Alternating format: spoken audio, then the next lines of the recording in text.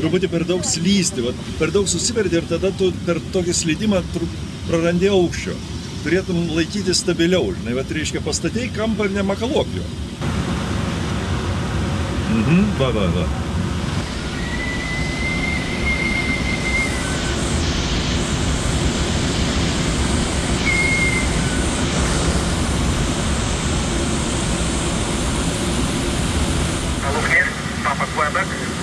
Darbą zonoje baigiau, prisijungsiu prie kairio rato antro posūkio, planuoju tupimą kursu 1.8, pro pasieniečius prie angaro. Palaukiniai, Lima Yankee Bravo Indija, uždam tupimo vykdomą 1.8, tupimo 10 vietą. Pirmas Andriaus termikas sklandytuvė pasigautas. Prašau, čilam. Bet banguojam dar taip kažkaip. Kaip sakant, pirmas blynas. Pirmą darysim turbūt, reiškia virš taško kažkur. Tai Kairę? Jo, kairiu ratu, nes dešinys yra lėktuvas.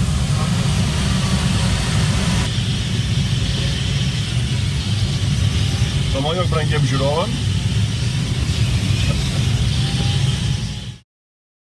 Aš esu Sakalas Uždavinys, artistas, režisierius, pedagogas, ir sklandytuvo ir ultralengvojo orlaivio pilotas.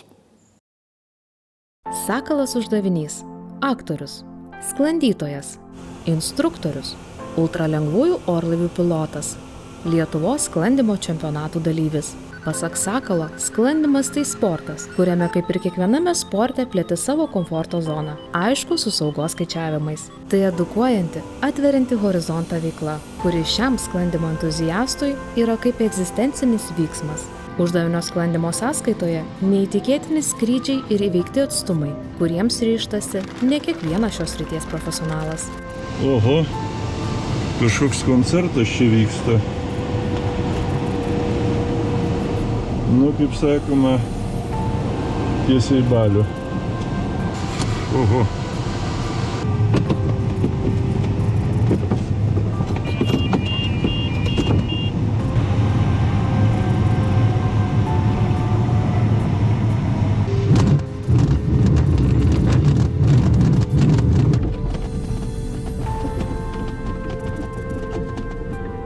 Na kągi, nusileidom tiesiai į koncertą.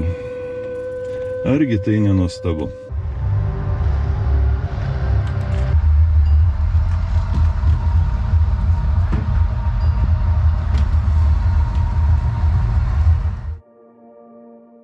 Aviacija man, kaip ir turbūt kiekvienas berniukas, man buvo labai įdomu, bet aš aišku ir skaičiau daug ir sąlyginai kaip tokiam, sakykime, ne aviaciniam žmogui, aš žinau pakankamai daug, tokių galbūt subtilesnių detalių apie patį skrydžio procesą, apie net ir tos pačius sklandytuvus. Aviacija man buvo labai įdomus dalykas, galbūt aš pats truputėlį bijojau, kad manęs nepraleis, kaip sakyti, medicininė patikra, nes sovietinių laikais tai tu turėjai būti arba kosmonautas, arba niekam tinkamas. Tikrai negaliu skųstis sveikata, bet matyt, man atrodė, kad aš toksai ilgas, plonas, reiškia, fiziškai nelabai stiprus, tai galbūt man kaip ir atrodė, kad ne visiškai aš atitinku ten sovietinio supermeno, reiškia, tą klasifikaciją.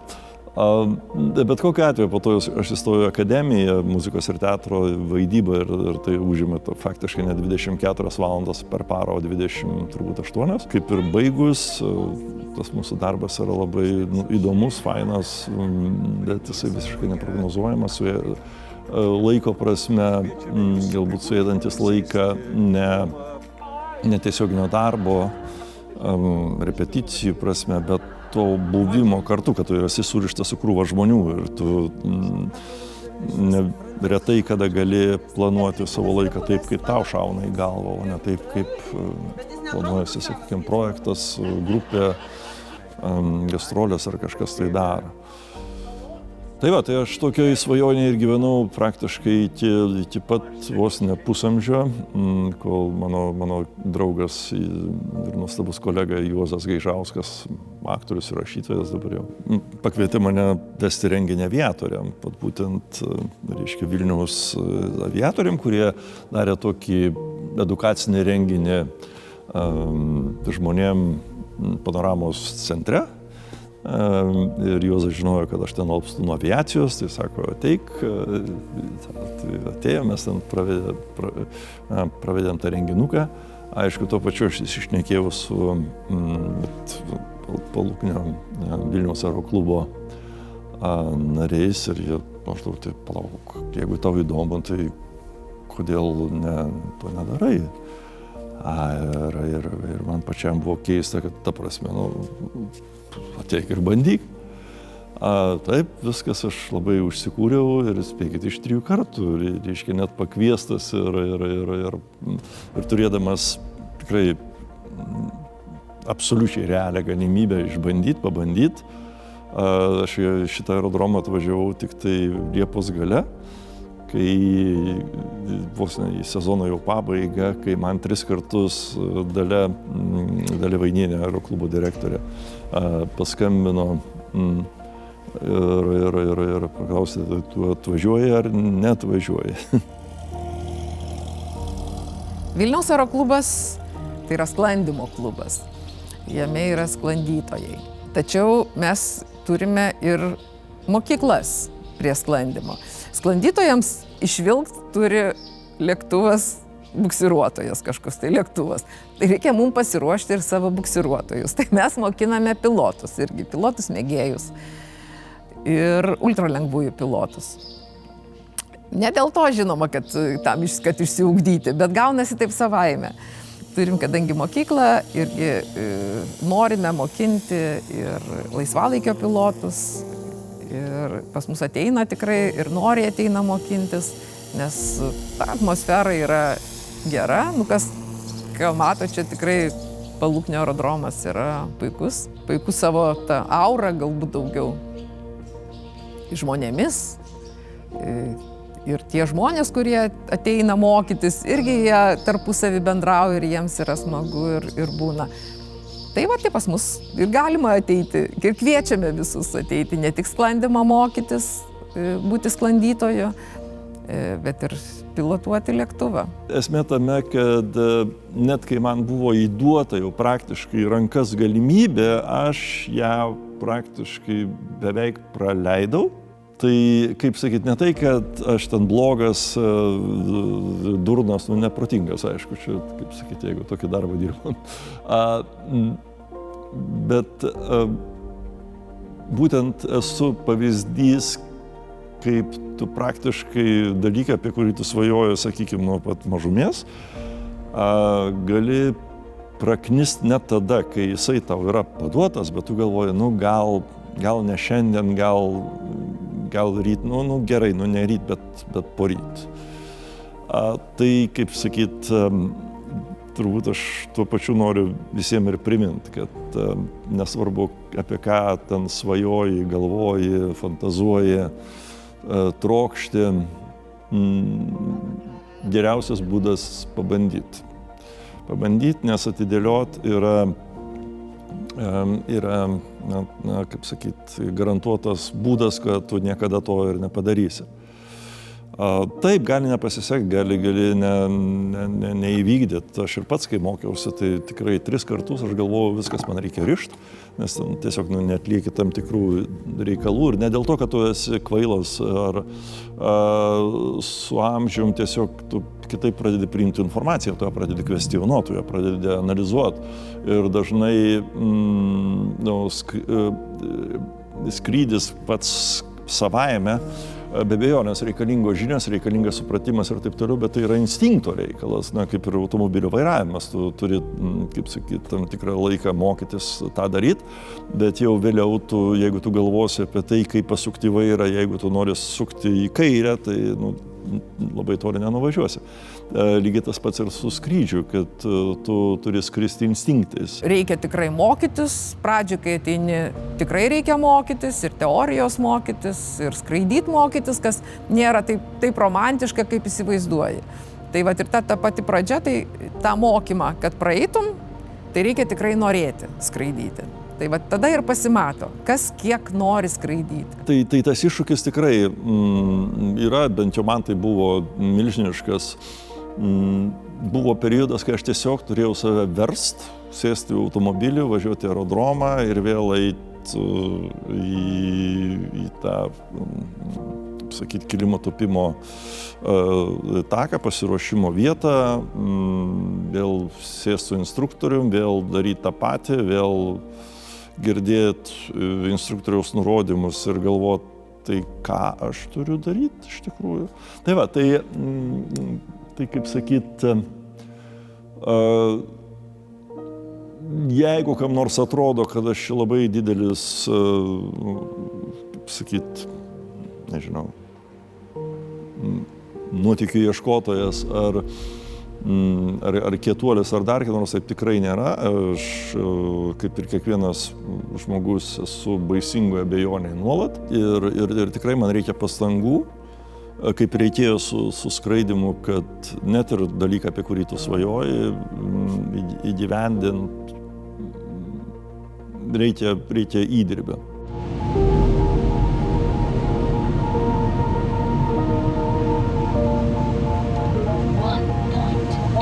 Linkėjimai Varėnai iš 1700 metrų aukščio. Smagu pažiūrėti, kur mes čia, sakant, darėm renginį iš viršaus. Ir Glėbo ežeras. Man atrodo, ten Glėbo. Va, linkėjimai. Pat pirmą kartą atsimenu puikiausiai, tai su instruktorium Leonardo jau dėja šviesios atminties, bet aš tada visiškai nesupratau, kas ten vyksta. Tiesiog man buvo įdomu, kaip aš jausiuosi šitam dalyke. Ar mane pykins, ar man bus baisu, ar aš jausiuosi nejaukiai. Tai pirmas tas skrydis toks ir buvo, kad aš jį atsimenu, bet jį atsimenu daugiau kaip tokį savianalizės procesą, maždaug, o tai kas čia man dabar darosi. Po to antras skrydis jau buvo kitoks, nu, žodžiu, po truputį, taip iš lėto, aš, kaip sakyti, taip atsargiai, maždaug duodamas visą laiką, nu, gal gerai, pabandom dabar duoti truputėlį šitą, bet neįsipareigojam. Tai štai ir po truputį pradėjau jau taip, nu, okei, viskas lyg ir kaip bent jau fiziškai kūnas toleruoja, taip pabandykim taip gal kažką taip išmokti, gal pats pavairuoti, po to po truputį. Išmokti valdyti orlaivį, ar tai sklandytuvas, ar lėktuvas, užtenka sezono. Žinoma, sakom, žiūrint, kiek skirsi tam laiko, jeigu tikrai skiri pakankamai daug laiko, tai tau to sezono užtenka. Jeigu jau mažai laiko skiri, tada tau gali ir neužtekti tų kelių sezonų ir tada tikriausiai, nu, tu nelabai ir nori arba nelabai gali. Kaip visiems sakau ateinantiems, kad jeigu tu nori pradėti jau įgauti licenciją skristi, išmokti skristi, tai tu turi susikaupti atostogų, jau paplanuoti, kad tą sezoną tu nevažiuosi kažkur atostogauti kitur, o vis tik paskirti išeiginės irgi, laisvą laiką, kiek įmanoma daugiau, skirti aviacijai, kad tu išmokai, tada tas mokymasis yra pats efektyviausias, kai jis yra į kuo trumpesnį laiką suspaustą.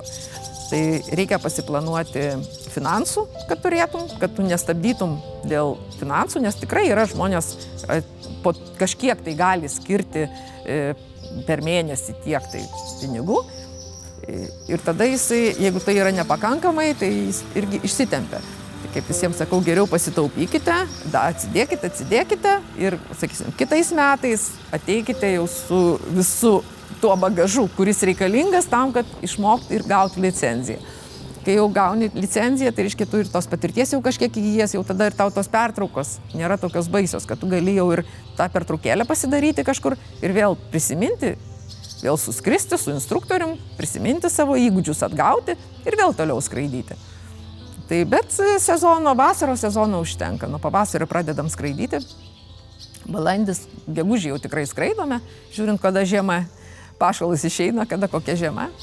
Tai nuo gegužės tikrai jau skraidome visomis ir sklandytuvais, ir lėktuvais. Ir iki rugsėjo pabaigos irgi dar skraidome, o po to jau, žinoma, pirmieji sklandytuvai baigė skrydžius savo. Taip jau su rugsėju pabaigė, nes nebebūna sklandymų į orų. O lėktuvais iki lapkričio, dar spalis, dar būna, bet jau irgi jau mažiau orų. Tai, bet irgi to pakanka. Tai man mokymosi procesas truko kažkur tai 2 metus, nes pradžioje aš taip atsargiai, kaip sakyt, pradėjau skraidyti su instruktorium, dar net formaliai nesimokydamas, nes neturėjau mokinio licenzijos, o mokinio licenciją reikia išlaikyti tą tokią teorijos klausimyną, net neišlaikytą, atsakyti, kad turėtum supratimą apie grynai saugumo sumetimais, apie aerodinamiką, skrydį, tokius esminius dalykus. Tuo metu, kai aš atėjau į mūsų aeroklubą, technikos buvo ne tiek daug, kiek jos norėtųsi. Dabar mes, manau, kad žymiai geriau prakutę ir būtent mūsų klubo narių įdirbio dėka. Tai tas procesas tikrai nebuvo staigus, tikrai nebuvo su fanfaromis, su vėliavomis ir žaviomis merginomis krykštaujančiomis aplink. Pirmasis mūsų pakilimas šiandien šiemet. Linkėkit mums sėkmės. Čia atlieko skraidimui pasiruošęs.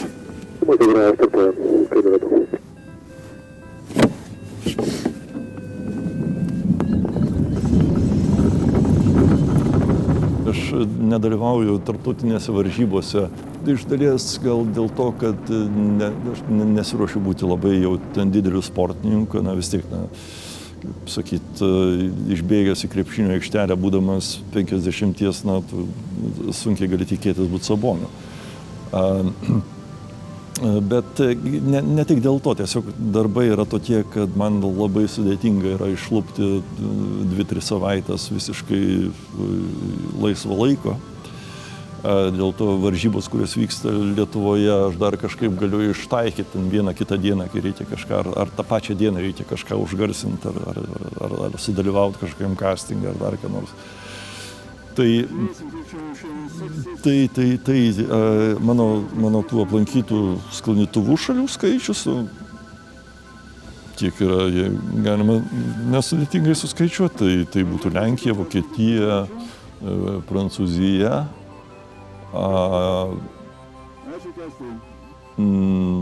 Latvija, Estija, Latvija sąlyginai, nes Latviją mes perskridom, mes nenutupėm. Tai kiek čia, 6 ar 5? Žinoma, svajonių yra. Aš labai norėčiau paskraidyti Australijoje, labai norėčiau paskraidyti Namibijoje, Afrikoje, nes ten tokie kaip ir toks, net nežinau, kaip turbūt banglentininkam bangos ne visur vienodos. Tai lygiai taip pat ir sklandytojam oras ir tie termikai, oro sąlygos ne visur vienodos. Man patinka ta nežinomybė sklandymo, kad tu niekada nežinai, kaip baigsis tavo diena, kokia bus tavo diena. Tai irgi lygiai tas pats kaip ir vaidyboje, kiekvieną kartą išeidamas į sceną, netgi 100 kartų vaidintą spektaklį, tu nežinai, kas bus šį vakarą, kaip viskas sujudės. Tai galbūt tas sklandymas yra daugiau tokio, mano, ne tai, kad mano natūrai, bet tai, ką aš darau ir kitose srityse. Jeigu dirbi kūrybinį, sakykime, darbas yra tikrai labai įdomus, bet tam tikrą prasme jis galbūt daug ką atbaido, nes jisai turi labai daug nežinomybės, labai daug neužtikrintumo ir tu turi būti tam nepatogume, diskomforte, tu negali turėti garantijos. Ar tai man labai smagu? Ne visada. Yra nuostabu skraidyti ir ultralengvuoju orlaiviu. Tikrai bet kam rekomenduočiau išbandyti bent kažkokią tai mažosios aviacijos veiklą. Ar tai būtų parasparnis, ar tai būtų ultralengvas, ar tai būtų sklandymas, ar oro balionas. Tai tiesiog yra, man atrodo, tai, kas daroma žmonėmis, kad mes kažkodėl tai reikia skristi. Kodėl? Nes kur mes skraidom ten visais Rainierais ir kitais dalykais, tai yra kelionė, tai neskrydis. Realų skrydį galima patirti tik tai mažu lėktuvėliu, net būnant keleiviu. Ir tai yra tikrai kažkas, ko niekas tikrai neužmirš visą savo gyvenimą. Traffic 9 o'clock, 4.0 kilometers below.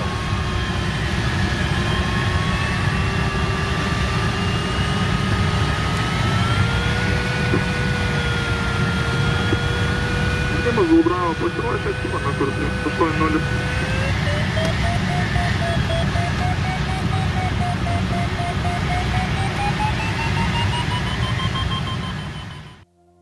Sklandymas yra nuostabus tuo, kad ten niekada nėra, sakykime, taško, kai tu jau, aš viskas tobulas ir, gyvenimo neužtektų, kad išbandyti visas galimybės, kokias sklandymo sportas suteikia bet kuriam žmogui. Tapti geru aviatorium, nuoseklumas. Nuoseklumas, kaip pasakyti, nepasiduoti euforijos ieškojimui ar nevilčiai, kai kažkas nepavyksta, ar kažką ten, sakykime, aplaužai orlaivį ar dar ką nors. Tai nėra tai, kad kiekvieną dieną tu ten kažką tai nulenki, nulauži ar dar ką nors, bet mėgėjiško aviacijoje tokie lengvi pažeidimai orlaiviui yra natūralus procesas, nes mes dažniausiai leidžiamės grunto aerodromuose, kur yra žolė, kur visokie paukščiukai gyvena ir kurmiai rausia, tai net ir į žinomą pievą leidžiantis tu gali pataikyti į, tarkim, lapės urvą, ką kolegos yra patyrę, sakykime, Biržų aerodrome, kur tiesiog viduryje kilimo tūpimo juostos gyvena lapių šeimyna ir tu niekad nežinosi, kur jie, ką jie nusprendė šitą ir kur yra jų ola. Tai sakyčiau, nuoseklumas ir mėgavimasis tuo, kad tu su kiekvienu skrydžiu tu kažką tai įvaldai naujo, kažkokį kitokią, nežinau, ar su kitokiu šoniniu vėju nutupėjai, ar kitokią glisatą padarėjai, ar kažką tai tokio. Tai būti aviatorium tai yra procesas, o ne kažkoks rezultatas. Lygiai taip pat kaip galbūt man dėl to ir koreliuojasi su vaidyba, nes tai irgi yra procesas, o ne rezultatas. Jeigu kas nors pradėsim aiškinti, kad jis yra tobulas, tai ar aviatorius, ar aktorius, ar nežinau, muzikos atlikėjas, netikėkit tokiu žmogum, vadinasi, jisai tikrai nieko nesupranta. Bet kuris yra tikrai savo srities meistras, jis yra nuolatiniam tobulėjimo procese. Man įstrigo Pablo Casalo tokia frazė, tai legendinis violončelistas, violončelė apskritai yra nuostabus instrumentas. Kai būdamas, man atrodo, 90-iesius, jis dar po 6 valandas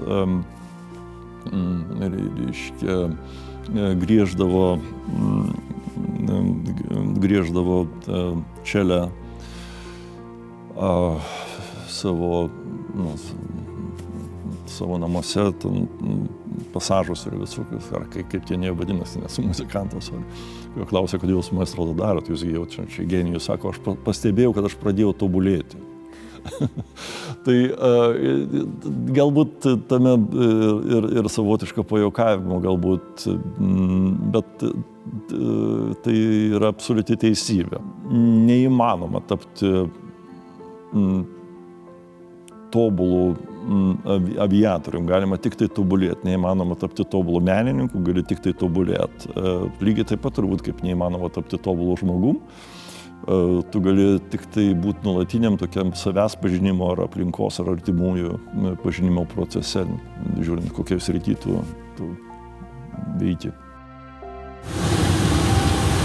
Ir atsikabinam.